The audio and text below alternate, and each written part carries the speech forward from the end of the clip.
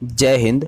दोस्तों, इससे पिछले वीडियो में मैंने आपको बताया था उत्तराखंड के भूगोल के बारे में, और इस वीडियो में भी मैं आपको उत्तराखंड का भूगोल पढ़ाने वाला हूं और उत्तराखंड का भौगोलिक परिचय और उसकी संरचना कैसी है।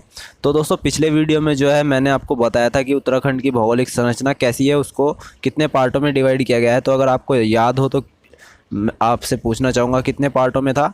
8 पार्ट्स में जो है उत्तराखंड के भौगोलिक जो है संरचना 8 पार्ट में डिवाइड की गई है।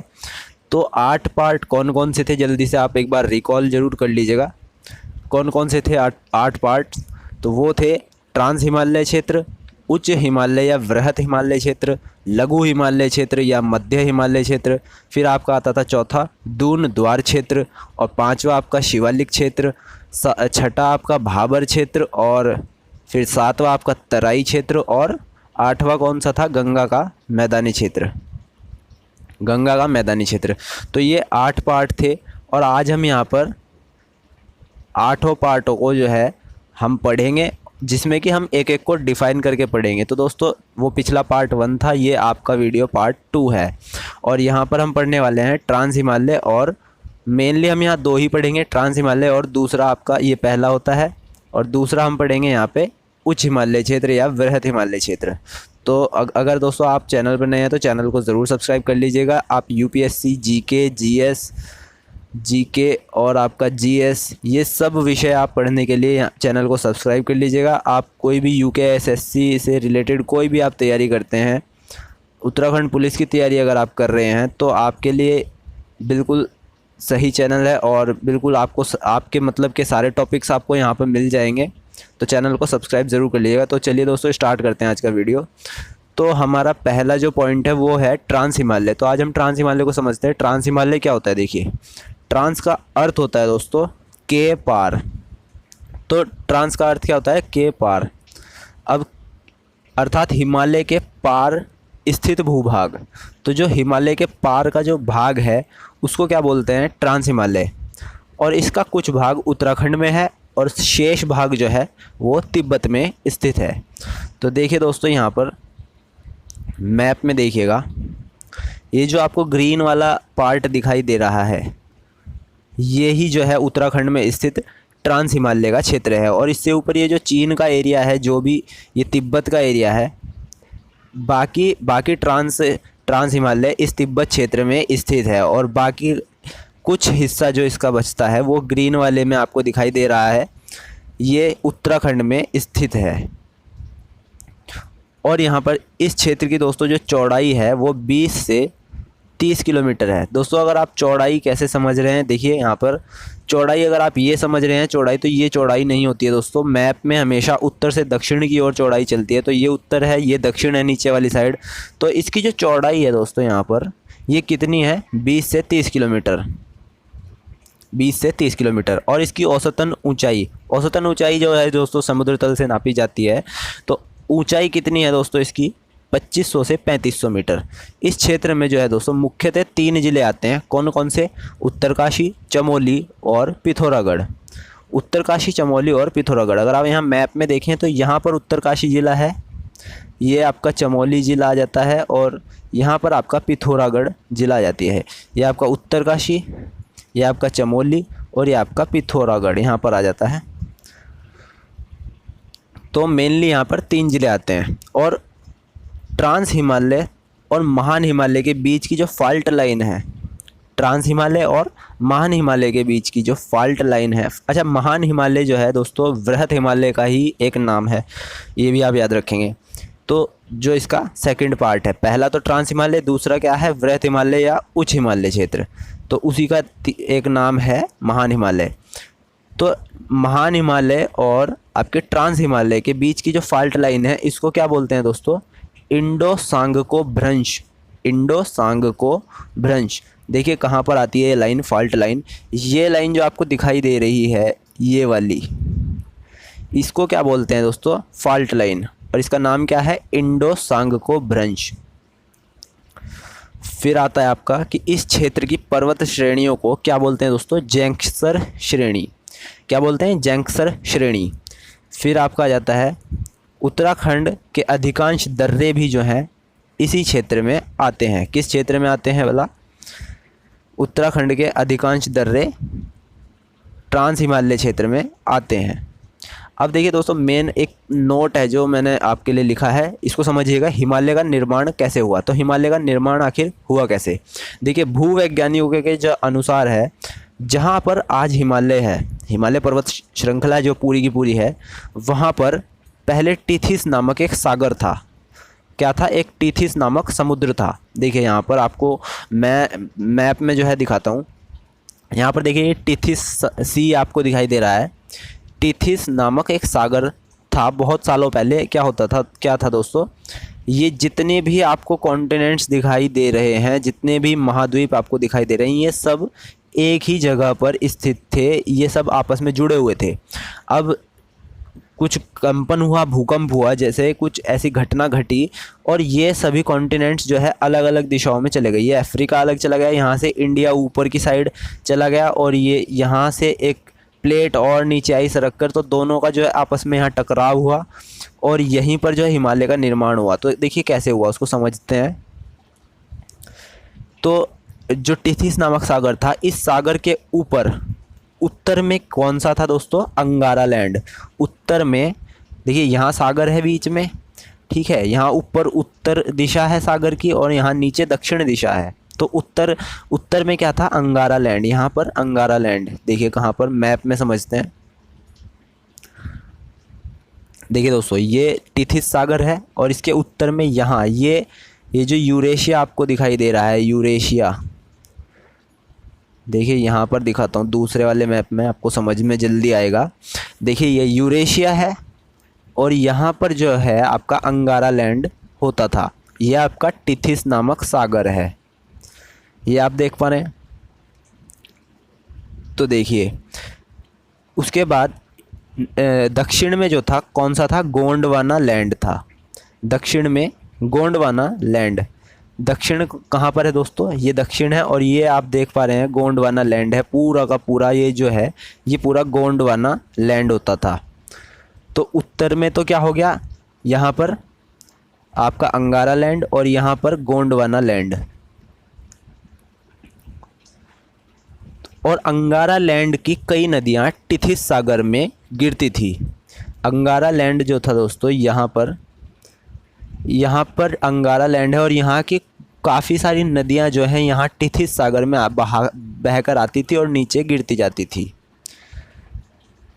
और ये नदियाँ अपने साथ कई अवसाद कण बहाकर लेकर आती थी। अवसाद कण क्या होते थे दोस्तों? जो छोटे छोटे कण होते थे, मिट्टी वगैरह, पत्थर कंकड़ इत्यादि, उनको बहाकर लाती थी, जिसके कारण टिथिस सागर में अवसाद कणों की परत बनने लगी। अवसाद कणों का जो चट्टा लगने लगा, इसको बनने में कई साल लगे। और कुछ समय बाद अंगारा लैंड की यूरेशियाई प्लेट, देखिए अंगारा लैंड की यूरेशियाई प्लेट आप देख पा रहे हैं। यहाँ पर यूरेशियाई प्लेट आपको दिखाई दे रही है। ये अंगारा लैंड है और इसकी ये यूरेशियाई प्लेट है। और यहाँ पर आप देख रहे हैं यूरेशियाई प्लेट व गोंडवाना लैंड की इंडिक प्लेट के आपस में टकराने से, गोंडवाना लैंड कहाँ पर है दोस्तों? ये भी समझिए। देखिए ये यूरेशियाई प्लेट हो गई और यहाँ पर ये गोंडवाना लैंड जो हुआ, ये देख रहे हैं आप गोंडवाना लैंड, इसकी इंडिक प्लेट। इंडिक प्लेट कौन सी थी दोस्तों? ये जहाँ पर आपको इंडिया लिखा हुआ दिखाई दे रहा है ना, ये इंडिक प्लेट थी। और ये इंडिक प्लेट ऊपर चली और यहाँ से ये यूरेशियाई प्लेट नीचे को आई और इन दोनों के बीच में जो टकराव हुआ, उस टकराव से इनके बीच में दबाव बढ़ गया। जिसके कारण बीच का क्षेत्र यानी कि टिथिस सागर का मलबा था, जो नदियों के द्वारा बहाकर लाए गए अवसाद कण थे, वो सब मलबा जो है वो ऊपर उठना स्टार्ट हो गया। और वो जब मलबा ऊपर उठा, वही जो है हिमालय बना, उसी से हिमालय का निर्माण हुआ। और वही हिमालय जो है आज भी इतनी तेज़ी से जो उसमें टकराव हुआ था, उस टकराव के कारण आज भी हिमालय जो है ऊपर की ओर उठती रहती हैं उसकी पहाड़ियाँ। अगर आप माउंट एवरेस्ट की बात करें तो माउंट एवरेस्ट की ऊंचाई आज भी साल दर साल कुछ ना कुछ सेंटीमीटर जो है बढ़ती रहती है। आपने ये देखा भी होगा, कुछ ना कुछ सेंटीमीटर यहाँ ऊपर बढ़ता रहता है।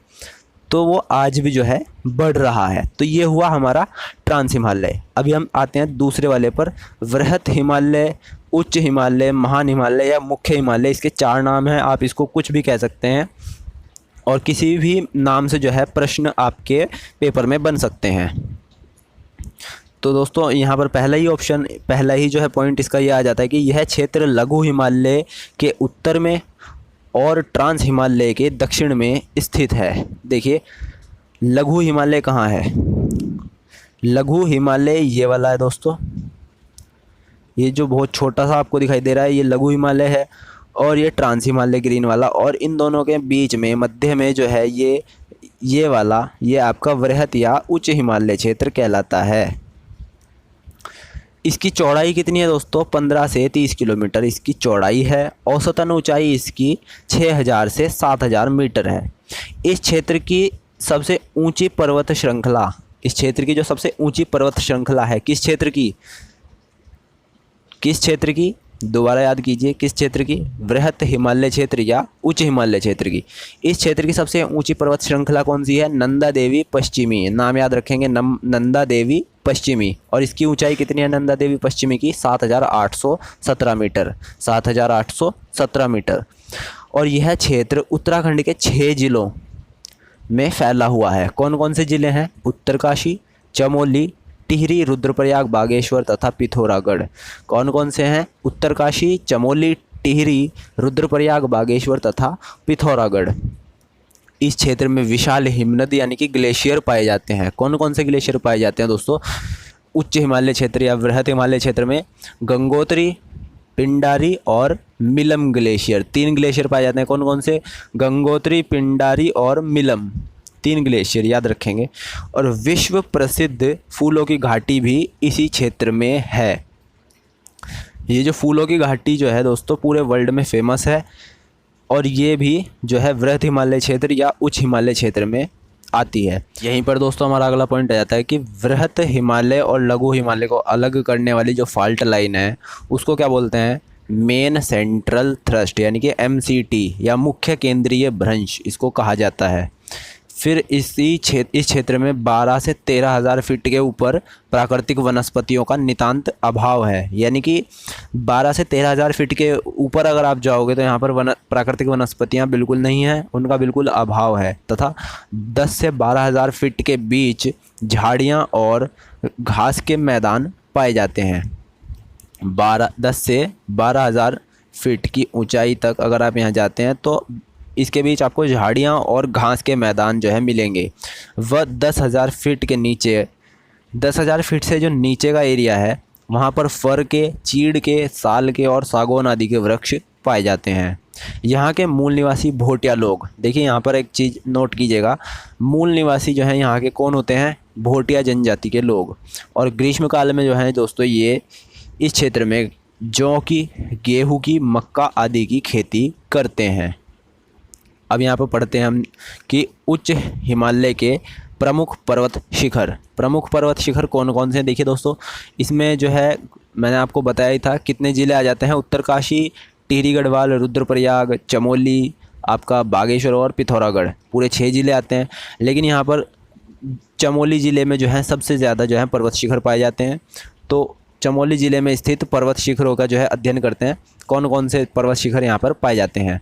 तो सबसे पहला है नंदा देवी, जिसकी ऊंचाई सबसे ज़्यादा है, क्या है, 7817 मीटर। कामेट 7756 मीटर। उसके बाद माणा भी जो है दोस्तों बद्रीनाथ में ही पड़ता है।